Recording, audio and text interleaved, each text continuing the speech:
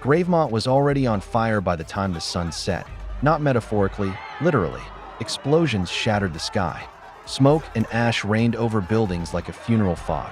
People screamed, sirens wailed, gunshots cracked in alleys, and the city, this dense, infected metropolis, heaved like it was choking on its own secrets.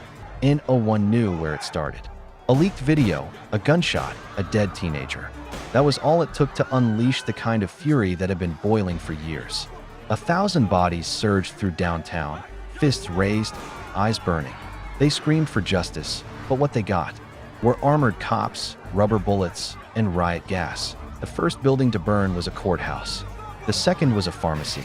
The third, an ambulance. And in the middle of all this chaos, Darius Keller ran with blood on his hands. Not his, not yet, dragging a half-conscious boy across the torn pavement toward a barricaded emergency rig. His paramedic uniform was soaked in sweat and crimson. Around him, people were falling. He kicked the back doors. "Emilio," he shouted. The doors flew open. Emilio reached out and yanked the boy inside. A flashbang exploded near Darius' foot, lifting a trash can into the air. The sound drowned his thoughts. He stumbled, dove in, and slammed the doors shut. The ambulance screeched off. Behind them, Gravemont devoured itself. Smoke, screams, flashlights. Darius didn't ask why the boy had 6 broken ribs and taser burns. He didn't ask why riot cops stood over him with smirks. He knew to be why morning. Darius was home, blood scrubbed off, uniform tossed aside. His hands still shook.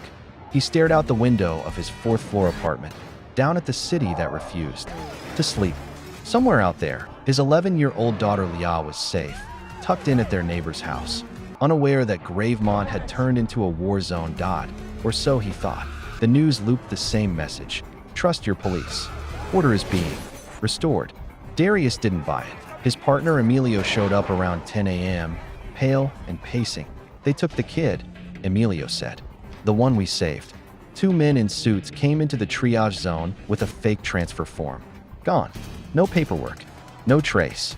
Darius stiffened. "That's not standard." "It's not just that," Emilio said, dropping a flash drive into Darius' palm. "This was handed to me by a journalist before the riot." He said, "If I don't make it, someone has to see this." Darius plugged it into his laptop. Video. Raw. Uncut. Police. A dark alley. An unarmed man on his knees, hands raised. Laughter. Then a bullet. Point blank. He didn't know what to do with it yet. So he hid the flash drive in a hollow behind Leah's bookshelf, wrote a copy, then another, paranoid but smart. He'd learned long ago. In Gravemont, truth was a liability. He never expected that truth would be used against him. The next morning, Leah was gone. Her room was empty. Her shoes at the door. Her toy bear on the floor. But no Leah. The neighbor, Mrs. Kiley, was found on her back, skull cracked, and on the mirror, written in red, "You should have kept your mouth shut." Darius ran, not to the police. He wasn't stupid. He went to Rika Dane, once a cop, now a ghost. He found her in an abandoned subway station, shotgun by her side, boots still muddy from running. "They took your girl," she said before he could speak. "They've been watching you." "Why?" "Because your wife used to be one of them." He froze. "What?" "Kira Lentz. That was her real name. She worked for Vault before they killed her. Or maybe disappeared her. She never told you because she was protecting you." "And Leah?" Darius shook his head. "Vault is a myth." "No," Rika whispered. "It's a machine. A purge system buried in the police department. They erase, reassign, manipulate. That flash drive? Just the smoke. Leah's the fire. She has a microchip behind her neck. Data implant. Everything Kira stole before she vanished. And now, they want her back. The only transport safer than a cop convoy. An ambulance. Vault. Planned to move Leah using one. Ambulance 17. Midnight run. Darius had a plan. Emilio had keys. Rika had intel.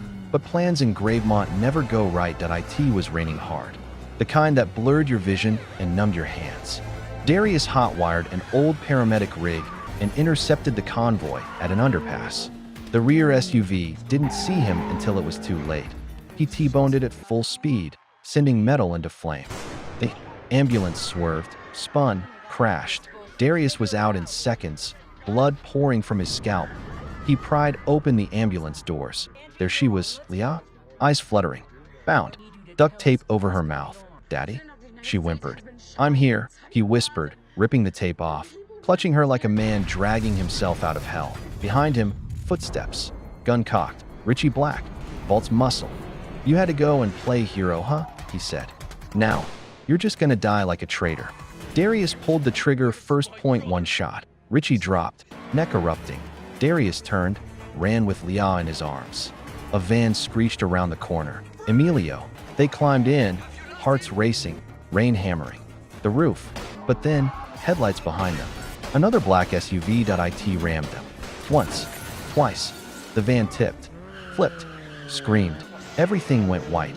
When Darius opened his eyes, everything was sideways. The dashboard was crushed. His ribs broken. His face bleeding. Leah was gone. His vision blurred. He reached for the flash drive. It lay cracked beside him. Boots approached. Men in masks. Rifles. One leaned down near him and whispered, "She'll grow up calling someone else father. You were never part of the story. You were just the distraction." Then Blackpoint 6 months LR Gravemont healed, or pretended to. The mayor cut ribbons. The police chief received awards, and no one asked where the missing protesters went. N01 mentioned the ambulance crash. N01 remembered Darius Keller. Until one night, a masked figure appeared on an illegal broadcast feed. They buried the truth, but it's still breathing. You silenced a medic. You stole his child. But the siren hasn't stopped. It's only just begun. Then static, somewhere far from Gravemont, in a place not found on maps, a young girl stared out a window. Her neck still bore a tiny scarred eye. In her hand was a picture, torn, stained, with 2 faces. Hers, and a man with tired eyes and a crooked smile. Her lips moved, but no sound came, but a whisper only she could hear. "Daddy's coming."